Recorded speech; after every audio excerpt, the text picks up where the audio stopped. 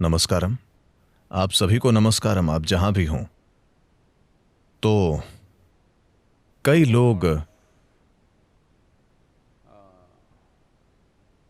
पहले से ही ढेर सारा दुख पैदा कर रहे हैं।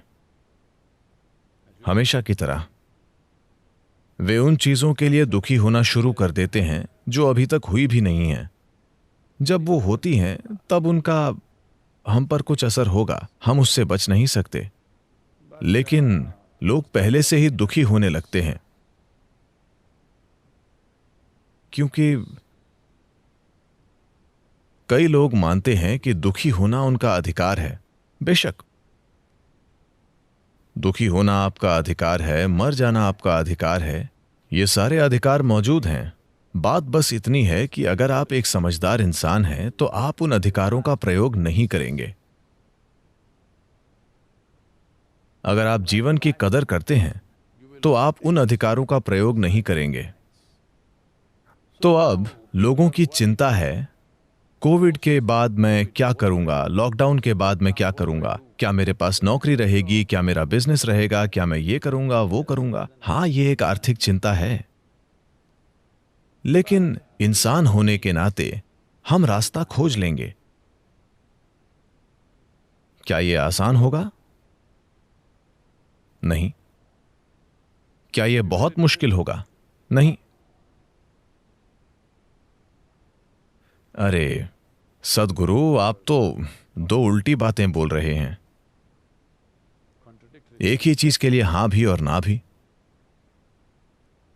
ये बहुत मुश्किल होगा।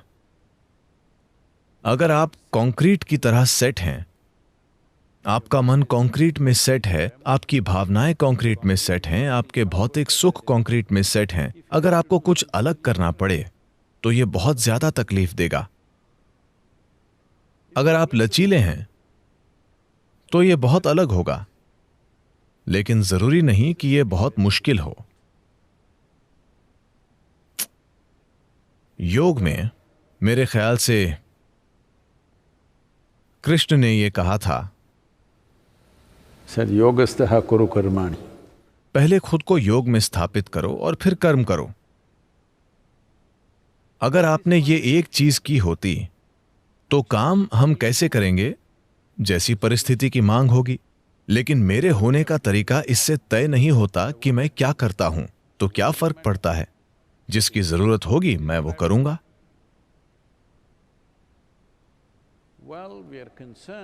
तो हमें उन लोगों की चिंता है जो भूखमरी की ओर जा सकते हैं।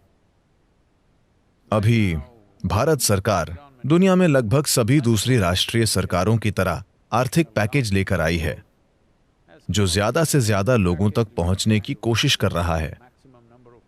एक विशाल पैकेज, लेकिन फिर भी बेशक ऐसे लोग होंगे जिन्हें कोई अंदाजा नहीं होगा कि कैसे इसका लाभ उठाएं। तो यहीं पर समाज की भूमिका आती है, यहीं पर हम सब की भूमिका आती है कि हम आगे बढ़कर कुछ कर सकते हैं। हमारे शानदार वॉलंटियर्स यहां ग्रामीण तमिलनाडु में जबरदस्त काम कर रहे हैं।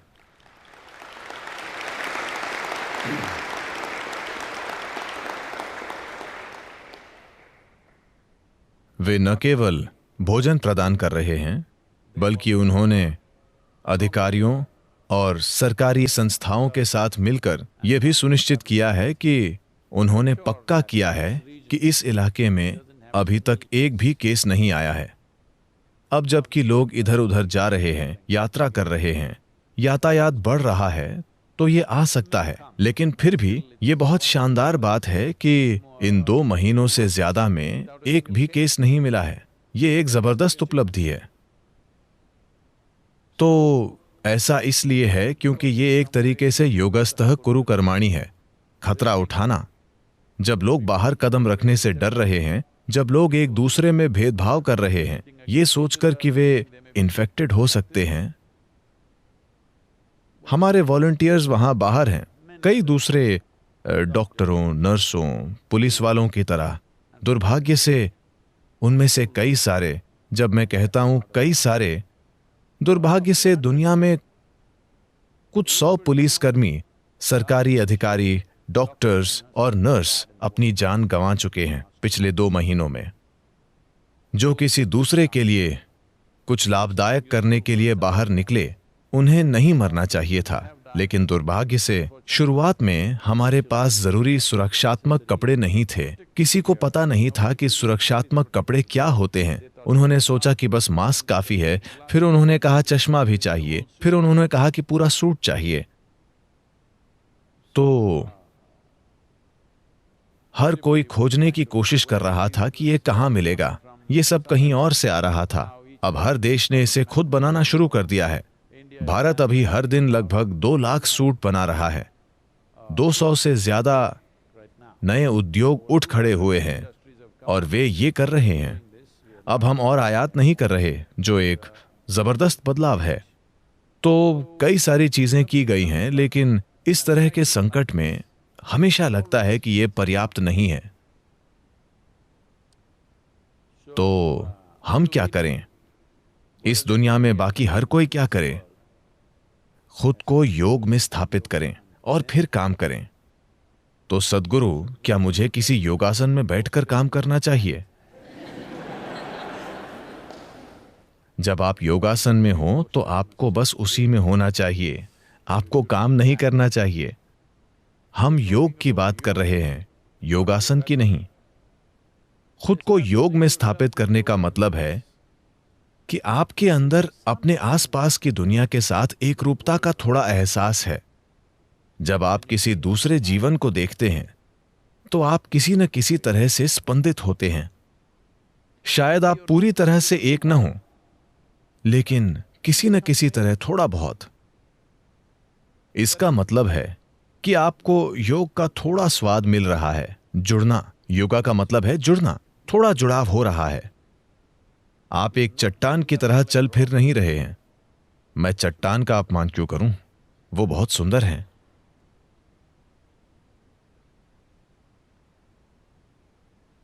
तो आप जिसे मैं मानते हैं, उसकी सीमाओं में थोड़ी सी दरार आ गई है। फिर अपने खुद के छोटे से तरीके से आप एक थोड़े से योगी हैं। अब जब आप इस तरह हैं, अब आप काम कीजिए। आप कैसे काम करेंगे? आप काम उसी तरह से करेंगे जैसा कि उस पल में जरूरी होगा। अभी हर कोई पूछ रहा है कि कोविड के बाद क्या करना है। बात यह है कि हम नहीं जानते कि कोविड के बाद का समय कब आएगा। हां, और हम ये भी नहीं जानते कि कोविड के बाद कैसे हालात होंगे, और हम ये भी नहीं जानते कि कोविड के बाद हम मौजूद होंगे या नहीं।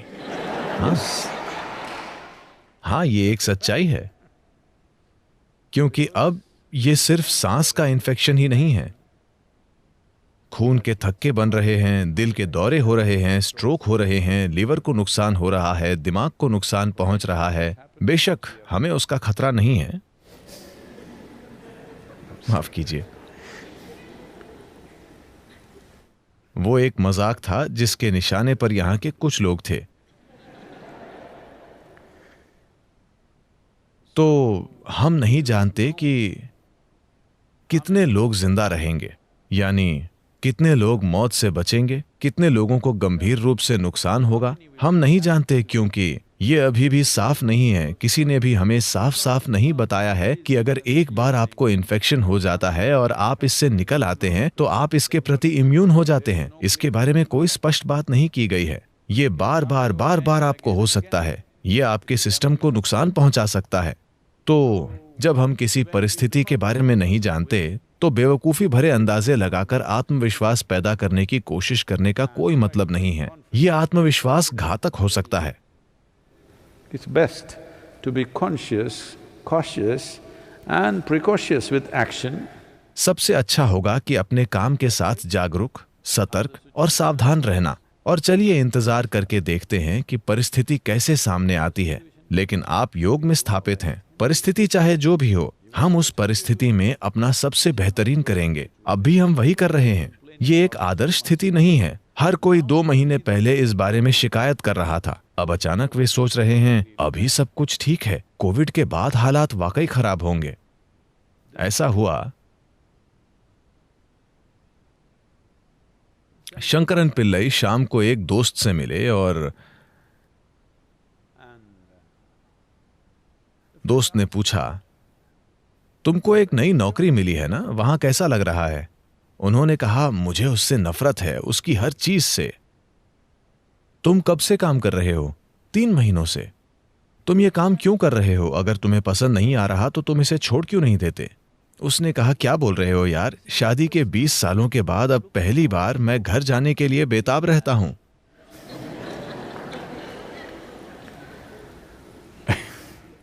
अभी कई सारे लोग काम पर जाने के लिए बेताब हैं। लॉकडाउन, वे अपने घरों से बाहर नहीं निकले हैं, वे अब काम पर जाने के लिए बेताब हैं, जो उन्होंने जीवन भर कभी नहीं किया।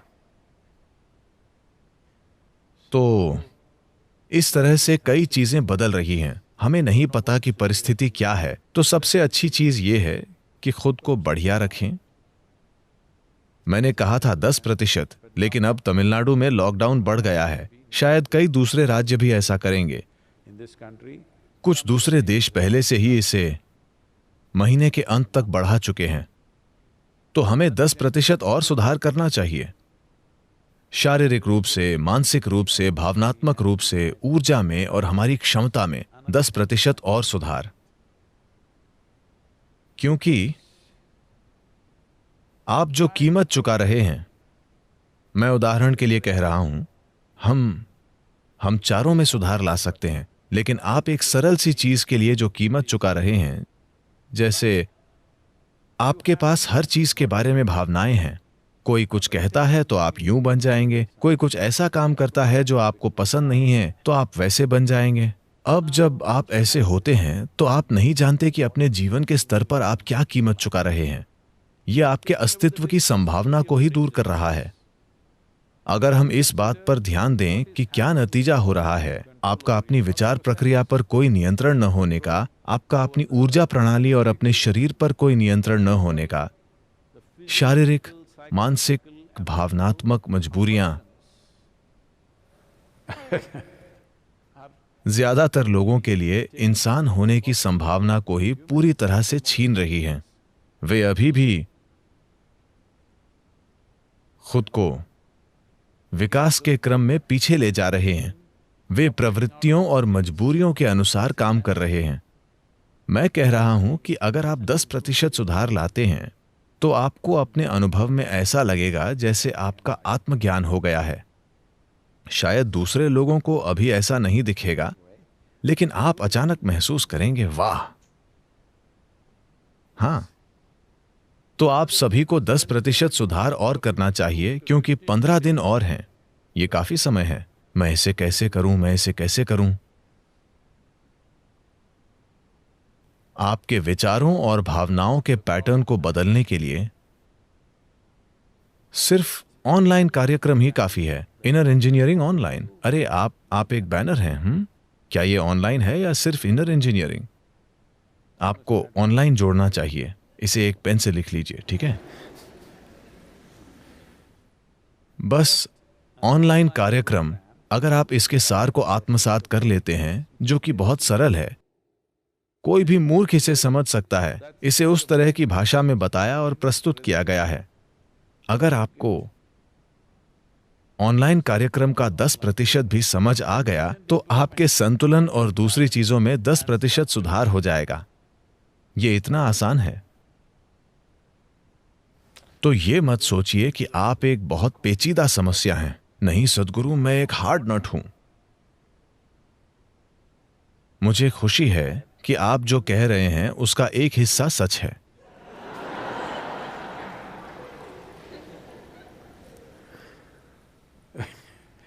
हार्ड वाला हिस्सा सच नहीं है, दूसरा सच है। मैं आपके प्रयास की सराहना करता हूं कि आप कम से कम 50% ईमानदार हैं। ऐसा हुआ, एक गुरु थे। मेरे ख्याल से यह घटना 170-180 साल पहले हुई थी, नर्मदा के तट पर। तो गुरु जब ये इस संस्कृति का हिस्सा रहा है कि आप हमेशा डुबकी लगाते हैं। उष्णकटिबंधीय देश में सुबह का एक बड़ा सुख है जाकर नदी में डुबकी लगाना, जो आप ठंडे देशों में नहीं कर सकते। तो भारत में जाकर नदी में डुबकी लगाना एक बड़े सुख का काम है। हर सुबह ज्यादातर लोगों ने अपना सुबह का स्नान नदी में जाकर ही किया। तो गुरु वहां गए और एक शिष्य उनके साथ गया, उनके कपड़े साथ लेकर। तो गुरु नदी में उतर गए और स्नान करने के बाद पलटने ही वाले थे कि उन्होंने देखा कि एक बिच्छू पानी में बेतहाशा हाथ पैर मार रहा था। वो एक सरीसृप है, वो पानी में तैरने वाला प्राणी नहीं है, लेकिन किसी तरह वो नदी में गिर गया है और पानी में बहता जा रहा है। तो इससे फर्क नहीं पड़ता कि आप बिच्छू के बारे में क्या सोचते हैं। बिच्छू को लगता है कि वो एक महान जीवन है। मेरे ख्याल से आप में से कई लोग वृश्चिक हैं, उसे क्या कहते हैं, राशियों के हिसाब से। तो शायद दूसरे लोगों को लगता है कि आप एक विषैली बकवास हैं, लेकिन आपको पता है कि आप बहुत अच्छे हैं। तो बिच्छू को निश्चित रूप से लगता है कि वो महान है। देखिए वो कैसे चलता है। जाहिर है कि उसे लगता है कि वो बड़ा हैंडसम और शानदार है। क्या आपने बिच्छू देखा है? उनका विष, वैसे मैं उस पहलू में नहीं जाऊंगा। तो स्वाभाविक रूप से गुरु ने अपने हाथ आगे करके बिच्छू को उठा लिया। भारतीय बिच्छू काले वाले इतने लंबे होते हैं, अगर आप पूंछ को सीधा करते हैं तो वो इतने लंबे होंगे, और उनका विष बहुत शक्तिशाली होता है। तो उन्होंने उसे अपने दोनों हाथों से उठा लिया। शिष्य ने यह देखा और कहा, उसे छोड़ दीजिए, वो विषैला है, वो आपको डंक मार देगा। गुरु उसे अपने हाथों में रखकर बाहर लाते रहे और बिच्छू ने उन्हें एक बार डंक मार दिया, लेकिन वो उसे बाहर लाते रहे। अब शिष्य जोर जोर से चिल्लाने लगा, मैंने आपसे कहा था कि वो डंक मार देगा, वो विषैला है, आप क्या कर रहे हैं? गुरु जब तक चलकर नदी के तट पर पहुंचे, बिच्छू ने उन्हें 3 बार डंक मार दिया। बिच्छू का डंक बहुत दर्दनाक हो सकता है। किसी दिन आपको अनुभव करना चाहिए। नहीं, मैं सिर्फ अपना जीवन आपके साथ साझा करने की कोशिश कर रहा हूं। मुझे कई तरह के प्राणियों का डंक लग चुका है। मैंने सोचा कि आपको भी अनुभव करना चाहिए। तो फिर उन्होंने तट पर आकर उसे छोड़ दिया और वो दौड़कर भाग गया। वो बाहर निकलकर बहुत खुश था, क्योंकि नदी में बहते बिच्छू को यह भी पता नहीं चलता कि तट कहां है, उसके पास कोई साधन नहीं है। तो शिष्य ने कहा, आपने ऐसा क्यों किया? मैंने आपसे कहा था कि वो डंक मारेगा, उसने 3 बार आपको डंक मारा। ये विषैला डंक है, ये हो सकता है, वो हो सकता है। तो गुरु ने कहा, थोड़े ठंडे हो जाओ। बिच्छू वो कर रहा है जो उसे करना आता है, मैं वो कर रहा हूं जो मुझे करना आता है। वो अपने गुणों के अनुसार काम कर रहा है, मैं अपने गुणों के अनुसार काम कर रहा हूं। बस इतना ही है। थोड़े ठंडे हो जाओ और तुम अपने गुणों के अनुसार काम कर रहे हो।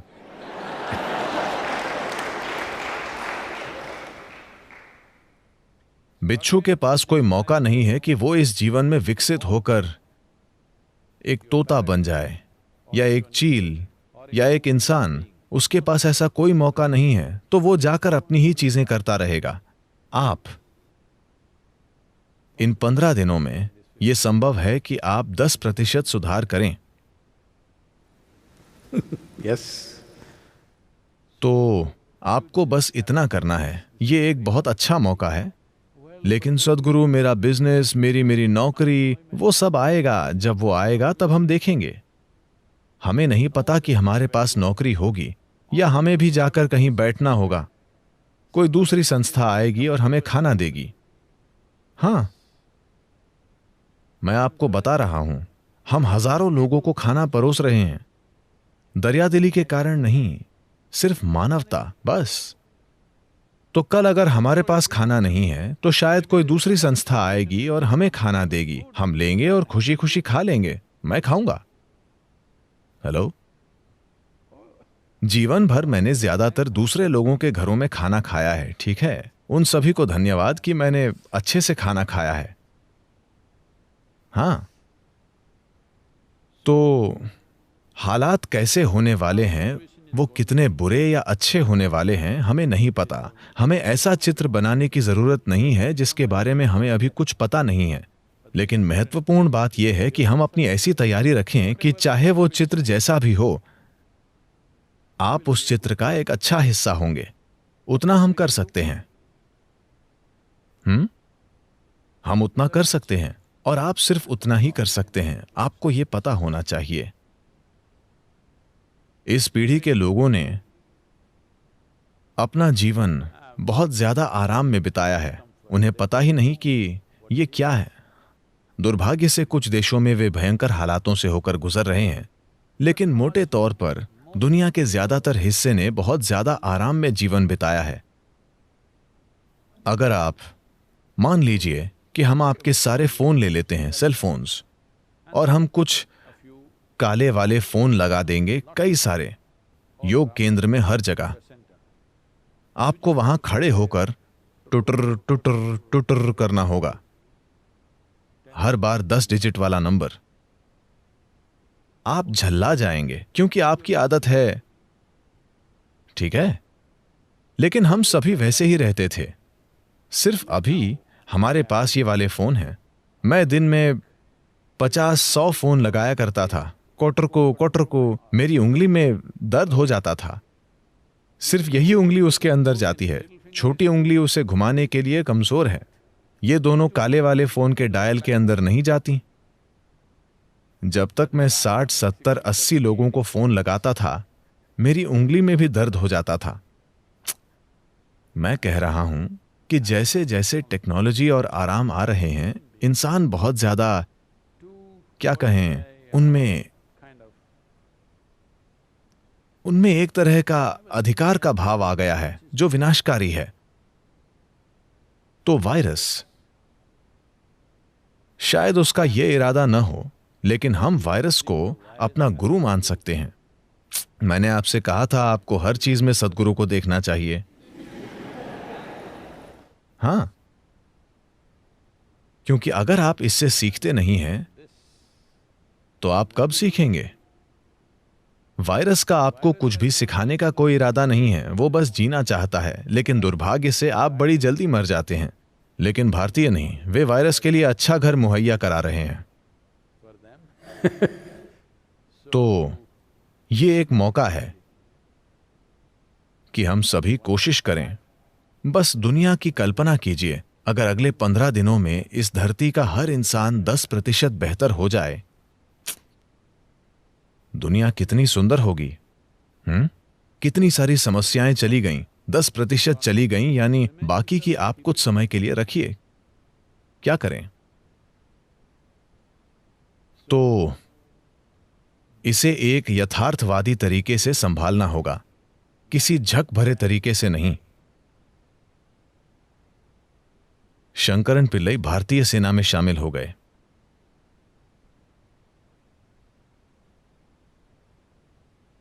भारतीय सेना को यह ज्यादा पसंद आता कि वो पाकिस्तानी सेना में शामिल हों।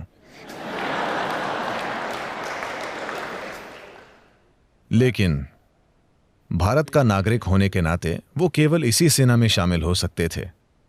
तो ट्रेनिंग चल रही थी और सार्जेंट उन्हें लड़ाई की परिस्थिति की ट्रेनिंग दे रहे थे। तो वो उन्हें जंगल में लेकर गए और उन्हें वहां यूं चलने को कहा मानो वहां असल में लड़ाई चल रही हो। फिर उन्होंने शंकरन पिल्लई से चिल्लाते हुए पूछा, अब दुश्मन के 10 सैनिक आ गए हैं, तुम अब क्या करोगे? अब क्या करोगे? अरे अरे, मैं क्या करूं? नहीं, तुम क्या करोगे? 10 सैनिक ठीक यहां खड़े हैं, तुम क्या करोगे? फिर उसने कहा, ठीक है, मैं उन्हें घेर लूंगा। आपको अभी पता नहीं है कि हम जिन हालातों में जाने वाले हैं उनकी प्रकृति क्या होगी। या तो आप लोगों को लगता है कि उन्हें या तो सकारात्मक बातें करनी चाहिए या नकारात्मक बातें। कुछ लोग एक बहुत ही बुरा दृश्य बनाते हैं कि वायरस के बाद क्या होगा। दूसरे लोग एक गुलाबी चित्र बनाना चाहते हैं और कहते हैं सब ठीक रहेगा, ऐसा होगा। असलियत यह है कि हमें कुछ भी नहीं पता है, हम बस इंतजार करेंगे। हेलो, हमें सिर्फ इंतजार करना होगा। हम सिर्फ एक ही चीज कर सकते हैं और वो है खुद को एक बेहतर सैनिक बनाना। हमें नहीं पता कि 10 दुश्मन आएंगे या 2 आएंगे या एक भी नहीं आएगा, हमें अभी तक नहीं पता है। परिस्थिति के अनुसार हम उस समय काम करेंगे। अभी सिर्फ एक ही चीज है और वो है खुद को एक वाकई शानदार सैनिक बनाना। शायद दुश्मन आएंगे, शायद वो आएंगे भी नहीं। इसे ऐसा ही होना चाहिए।